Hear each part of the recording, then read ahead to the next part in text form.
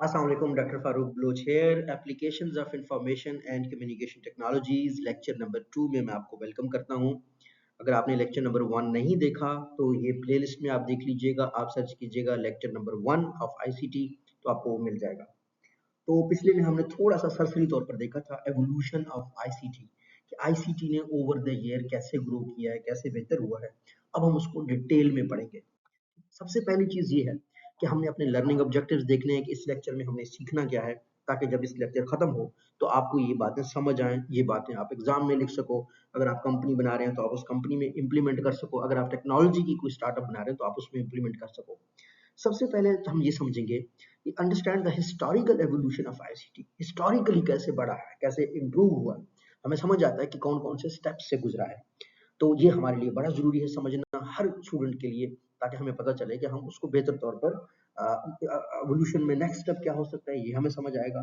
Foundation कहाँ से start हुई, तो हमारी फाउंडेशंस जो है ना मजबूत हो जाती हैं जब हम किसी भी चीज़ का एवोल्यूशन देखते हैं कि कैसे उसकी ग्रोथ हुई है। दूसरा क्या है, आइडेंटिफाई की टेक्नोलॉजिकल माइलस्टोन। टेक्नोलॉजिकली हमने कौन कौन से माइलस्टोन्स अचीव किया है। माइलस्टोन जो होता है कि एक मिसाल के तौर पर आपने पहाड़ पे चढ़ना है तो आपने पहले स्टार्ट लिया, ये भी माइलस्टोन है कि मैं तैयार होकर पहाड़ पे चढ़ जाऊंगा, फिर आप बीच में पहुंचे, फिर आप आगे पहुंचे। अगर टेक्नोलॉजी में हम देख लें, किसी जमाने टेक्नोलॉजी में आज ये मेरे पास मिसाल के तौर पर स्मार्टफोन है। इससे पहले फोन जो होते थे जिसमें हम एक दूसरे को कॉल करते थे, मेरे ऑफिस में रखा हुआ है, तो वो जो लैंडलाइन वाले फोन होते थे वो भी अचीवमेंट थी, बहुत बड़ी अचीवमेंट थी टेक्नोलॉजी की। आज इंटरनेट बहुत बड़ी अचीवमेंट है। तो हमने डिफरेंट माइलस्टोन अचीव किए। पेपर बनाना भी एक अचीवमेंट था, फिर पेपर से पेपर नेस्ट होना भी एक अचीवमेंट है। तीसरी चीज हमने ये समझना है, unlearn how ICT evolution shape the modern business. कि जो ये जो एवोल्यूशन हुए आईसीटी की, इससे मॉडर्न बिजनेस कैसे हुआ है।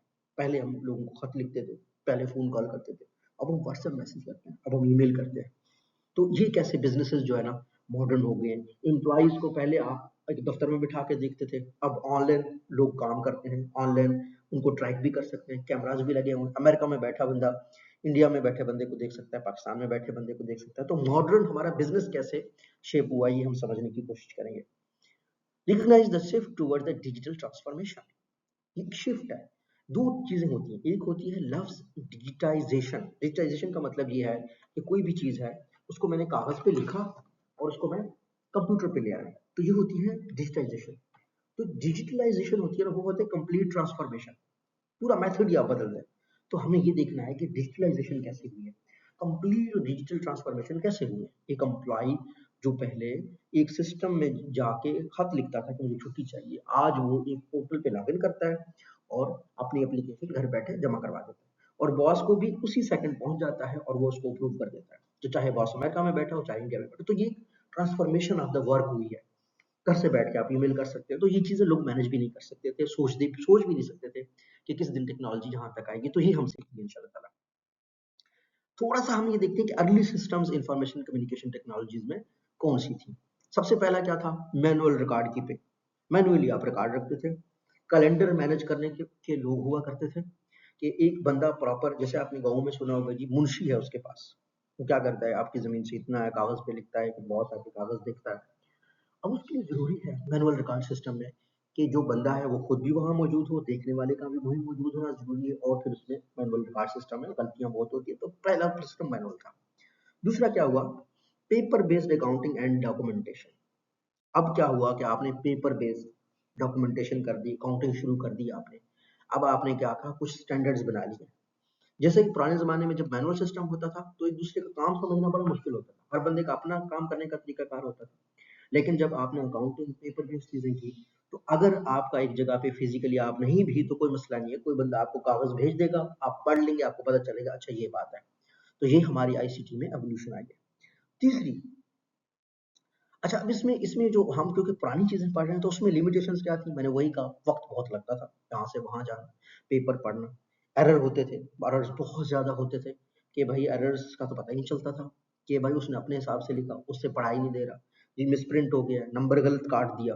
आप भी काट सकते थे, दूसरे लोग भी काट सकते थे। कुछ यूनिवर्सिटीज में आपको पता है कैसे फ्रॉड होते थे। पहले वो पुराने जमाने के सिस्टम के तहत लोगों को चलान, फी चलान देते थे, और फी चलान पे अपने हाथ से लिखते थे 3,350 को। आप अगर 350 बैंक में पे करके आ जाए और उसके बाद उस 350 के आगे एक 3 और लगा दो, और जमा करवा दो क्लर्क को, यूनिवर्सिटी के क्लर्क को, उसको पता ही नहीं है कि यार 350 है या 3350 है। वो 1 साल बाद जब बैंक के साथ आप रिकंसाइल करेंगे पैसों को, और वो जब वो आपको 1 साल बाद 2 साल बाद पता चलता है, तो मैनुअल सिस्टम में गलतियाँ बहुत होती थी, वक़्त बहुत लगता था। और क्या होता था, उसके अलावा भी जो है ना, समझने में भी बड़ी दुश्वारी होती थी। तो ये अर्ली इन्फॉर्मेशन सिस्टम्स ऐसे होते थे। मैनुअल रिकॉर्ड कीपिंग होती थी, पेपर बेस्ड अकाउंटिंग और डॉक्यूमेंटेशन होती। मसला क्या था, टाइम कंज्यूमिंग था, गलतियाँ ज़्यादा होती थी। उसके बाद जो दूसरा आया वो मैकेनिकल एरा आया। मैकेनिकल का मतलब ये है कि आप मैकेनिक्स को डील करें, ठीक है? तो इंजीनियरिंग भी मैकेनिकल में होती है। तो क्या हुआ, टाइपराइटर्स बने, कैलकुलेटर्स बने। वो कैलकुलेटर्स ऐसे डिजिटल कैलकुलेटर्स नहीं थे, वो ये थे कि प्रॉपर जो है ना नंबर्स उनके घूमते थे, और मशीन आपस में स्टील वाले जो है ना कैलकुलेटर्स और टाइपराइटर्स हुआ करते थे। तो इंट्रोडक्शन ऑफ टाइपराइटर्स होता था। टाइपराइटर क्या करता था, उसमें बटन बने होते थे, जब आप क्लिक करते थे एक बटन को, तो वो बटन के साथ एक स्टील का लोहा लगा होता था, वो जाके स्याही उठाता था और पेपर पे लिख देता था। तो ये बहुत ही जो पेपर बेस्ड सिस्टम था, उससे थोड़ा सा जो है ना मैकेनिकल चीजें होना शुरू हो गई। फायदा क्या हुआ, स्पीड थोड़ा बेहतर हो गया, ठीक है ना, और एक्यूरेसी भी बेहतर हो गई। तो बाकायदा पुराने जमाने में टाइपराइटर्स और कैलकुलेटर्स की डिमांड होता था। लिमिटेशंस क्या थी, लिमिटेड ऑटोमेशन कैपेबिलिटीज होती थी, ज्यादा नहीं होती थी, ठीक है ना। ऑटोमेशन जरूर था कि आपके पास सारे डिजिटल लिखे होते, जैसे आप टाइप करते हैं आप ऐसे टाइप करते थे, लेकिन मसला ये था कि पीछे आपको पेपर देना पड़ता था, बार बार इंक देना पड़ता था, तो उसमें लिमिटेशन थी। तो हमने देखा कि हम पिछले सिस्टम से ये थोड़ा सा जो है ना ओल्ड तर्ज मैनुअल सिस्टम से हम आ गए मैकेनिकल। तीसरा हमारे पास आया है इलेक्ट्रॉनिक्स कंप्यूटिंग का। ये मॉडर्न दौर है, जहां पे हमने क्या किया, main frame and mini computers, छोटे कंप्यूटर। 1976 में जब ये एप्पल वालों ने बनाया था, तब आईबीएम के होते थे, तो बड़े मेन फ्रेम बड़े कंप्यूटर्स होते थे। फिर आहिस्ता आहिस्ता स्टीव जॉब्स ने कहा कि जी पर्सनल कंप्यूटर्स होने चाहिए, तो मिनी कंप्यूटर्स हमने बनाना शुरू कर दिया। Early business data and processing, आप ये देख लें कि अगर आपने ग्राफ और चार्ट्स बनाने थे, शायद आप गूगल पे सर्च करेंगे तो आपको 1998 में एक्सेल का इश्तहार आया था कि वो एक लिफ्ट पे चढ़ते हुए भी जो है ना डाटा प्रोसेस कर रहे हैं, और वो एक चार्ट बना रहे हैं। तो अर्ली बिजनेस डाटा की चीज़ें आ गई थी इलेक्ट्रॉनिक्स और कंप्यूटिंग एरा में। और सेंट्रलाइज्ड इंफॉर्मेशन सिस्टम्स भी छोटे मोटे बनने शुरू हो गए थे। अगर हम इलेक्ट्रॉनिक कंप्यूटिंग एरा को देखें, तो क्या होता था, कॉल सेंटर्स वगैरह मैनेज होते थे, डैशबोर्ड्स वगैरह लोग देखना शुरू करते थे। तो अभी तीसरा एरा। अब क्या है, अब पर्सनल कंप्यूटर्स का एरा आ गया। अब आ गए डेस्कटॉप कंप्यूटर्स आपके पास, और ऑफिस ऑटोमेशन के टूल्स आ गए आपके पास। Increased productivity on individual level, हर बंदे का अपना कंप्यूटर अब कंपनी में जरूरी हो गया। ये हमारे पास चौथा स्टेज आ गया, personal computers, evolution evolution of the ICT technologies. और पांचवा हमारे पास आ गया है इंटरनेट रेवोल्यूशन। जब से ये 2000 के ऑनवर्ड का दौर है, उसको हम इंटरनेट रेवोल्यूशन कह सकते हैं। क्या हुआ, ग्लोबल कनेक्टिविटी हो गई, आप दुनिया में किसी भी बंदे से मिल सकते हैं, दुनिया में कोई बंदा आपकी वीडियो देख सकता है, आपका मैसेज देख सकता है। ईमेल, वेब कम्युनिकेशन आना शुरू हो गई। ऑनलाइन आपकी जो बिजनेसेस की ऑपरेशंस हैं वो शुरू होना शुरू हो गई। एक बंदा अमेरिका में बैठ के भी लोगों को फ्रीलांसिंग के थ्रू काम दे रहा है, और उसको मैनेज कर रहा है और देख रहा है। तो ये इंटरनेट रेवोल्यूशन। तो अगर हम देख लें जो लेवल्स थे हमारे, वो हमने क्या किया, मैनुअल से शुरू किया, फिर हम मैकेनिकल में आ गए, फिर हम इलेक्ट्रॉनिक्स में आ गए, फिर हम जो है ना कंप्यूटिंग में आ गए, इलेक्ट्रॉनिक कंप्यूटिंग में आ गए, और आखिर में हमने क्या कहा था कि पर्सनल कंप्यूटिंग में, जहाँ पे हर बंदे के पास अपना कंप्यूटर, ईमेल्स वगैरह हम लोग कर सकते हैं, ग्लोबल कनेक्टिविटी हो गई। अब जो एवोल्यूशन है वो आई है मोबाइल एंड वायरलेस टेक्नोलॉजीज का। स्मार्टफोन्स और टैबलेट्स आ गए हैं आपके पास, आप किसी भी टाइम किसी से दुनिया में कनेक्ट हो सकते हैं। मोबाइल बेस्ड आपके पास एप्लीकेशंस आ गए।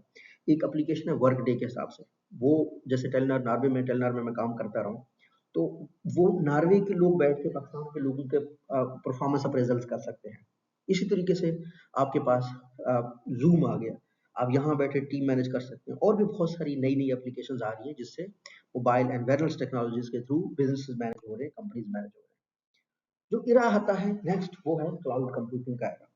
पहले कंपनीज के पास बहुत ज्यादा डाटा वेयर हाउसेस करना, अपना डाटा वेयर हाउस होना जरूरी था। अब रिमोट डाटा स्टोरेज होता है, गूगल से लोग स्पेस लेना बेहतर समझते हैं, बड़ी कंपनी से लेते हैं। Scalable IT infrastructure Aahista Aahista बन रहा है, और कास्ट इफेक्टिव होता जा रहा है बिजनेसेस के लिए। लेकिन आपके पास ये मुश्किल है कि आप अपना एक डाटा वेयर हाउस बना लें। इससे अच्छा है कि आप स्पेस परचेज कर लें गूगल से, गूगल उसको मैनेज कर रहा है। अब जो आहिस्ता आहिस्ता जैसी चीजें हो रही हैं, तो आईटी इतना स्केलेबल होता जा रहा है कि पर्सनल आपके लिए एक स्टोरेज करना पॉसिबल नहीं है, आप सीधा गूगल से या बड़ी किसी कंपनी से स्टोरेज ले लेते हैं। नेक्स्ट एरा हमारे पास आता है आर्टिफिशियल इंटेलिजेंस का। इसमें क्या है, automation and intelligent systems.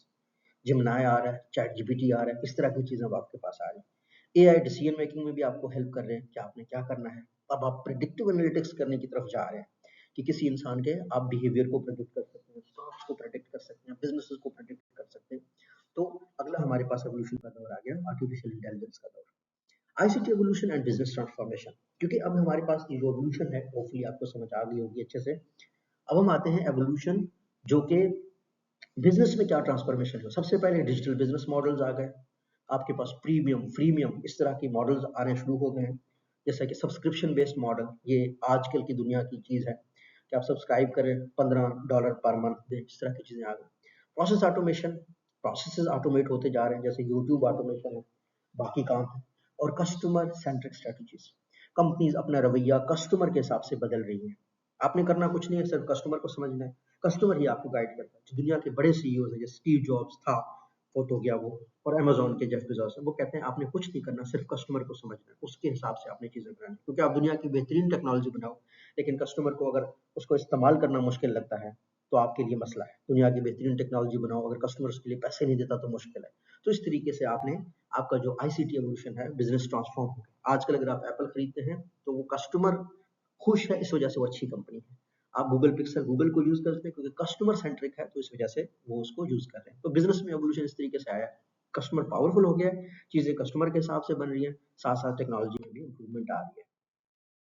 Pakistan में भी आईसीटी एवोल्यूशन आया है, टेलीकॉम सेक्टर ने बहुत ग्रो किया है। मैंने खुद 10 साल टेलीकॉम में गुजारे हैं। टेलीकॉम की देखना कितनी टेलीकॉम पाकिस्तान में, आप जो है ना, फोन कॉल करना बहुत मुश्किल था टेलीकॉम कंपनीज के आने से पहले। जब से टेलीकॉम आई है तो कस्टमर को बहुत बेहतरी हुई है, हर दूसरे घर मोबाइल इंटरनेट पहुंच गया है, डिजिटल बैंकिंग शुरू हो गई है, ई कॉमर्स प्लेटफॉर्म्स आ गए हैं, तो पाकिस्तान में भी एवोल्यूशन आई है। बेनिफिट क्या है इसके, बेनिफिट यही है कि स्पीड हो गया है, जल्दी से काम हो जाते हैं, ज्यादा काम हम कर पाते हैं, ग्लोबल मार्केट एक्सेस बढ़ गया है, हम दुनिया के सारे लोगों के साथ राब्ते में रह सकते हैं, इनोवेशन और कंपेटिटिवनेस आ गया है। तो ये बेनिफिट्स हैं आईसीटी के एवोल्यूशन के। लेकिन ये जो सिलसिला है ये चलता रहेगा, ग्रोथ चलता रहेगा। So this is not end of the world and this is not the optimum growth. Next steps बहुत पॉसिबल हैं। अभी हमारे पास स्किल गैप है, आपको इंफॉर्मेशन कम्युनिकेशन टेक्नोलॉजी के एक्सपर्ट नहीं मिलते, क्लोज टू इम्पॉसिबल है, स्किल गैप बहुत ज़्यादा है। साइबर सिक्योरिटी थ्रेट्स होते हैं, आपके बैंक्स पे आए दिन अटैक हो जाते हैं, क्योंकि आपका डिजिटल सब कुछ ऑनलाइन है। तो आपका जिस तरीके से क्रिप्टो का, बाइनांस का अगर किसी के पास पासवर्ड आ जाए, कोई हैक कर ले तो बड़ा मसला है। और टेक्नोलॉजी अडॉप्शन कास्ट, ये भी एक चैलेंज है कि लोगों के पास इतने पैसे नहीं हैं कि वो टेक्नोलॉजी को इस्तेमाल कर सकें। नई नई जो जो बेहतर टेक्नोलॉजीज आती जाएंगी, तो ये चैलेंजेस हम इनको इंशाल्लाह ताला कवर करते जाएंगे। और आखिरी चीज़, हम लेक्चर को समराइज करते हैं, क्या है, हम ये देखते हैं कि आईसीटी एवोल्यूशन हुई है from manual to intelligent system, artificial intelligence के सिस्टम्स आ गए हैं, हमारा बिजनेस एफिशिएंसी इंप्रूव हो गया है, और आईसीटी एवोल्यूशन से डिजिटल ट्रांसफॉर्मेशन हो गई है, दुनिया बदल गई है, चीज़ें हमारे लिए बेहतर हो गई। डिस्कशन क्वेश्चन आपके लिए सोचने के लिए, इस लेक्चर को देखने के बाद आप सोचें, how has the evolution of ICT change the way businesses operate today. आप देख लें, आप फूड ऑर्डर करना है, पहले आप फोन पे करते थे, अब आप फूड पांडा से करते हैं। आपने किससे बात करनी है, पहले आप शायद व्हाट्सएप मैसेज करते होंगे, अब आप जो है ना, अब भी आप व्हाट्सएप मैसेजेस ही करते होंगे, लेकिन मे बी आप वॉइस करते होंगे, क्योंकि व्हाट्सएप मैसेजेस में बहुत देर तक वॉइस नहीं होता था, टाइप करना पड़ता। तो आहिस्ता आहिस्ता ये चीज़ें चल बेहतर होती जा रही हैं। So this is end of the second lecture, will see you in the third lecture. Thank you.